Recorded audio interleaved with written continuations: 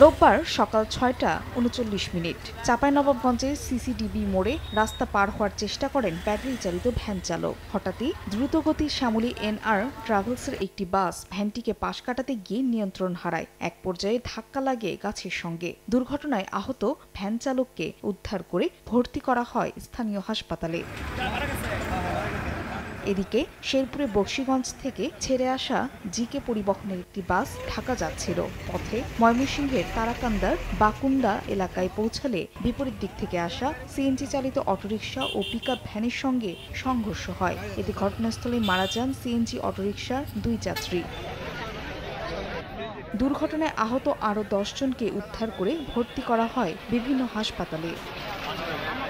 ফাহরিয়া ফারজানা, সময় সংবাদ।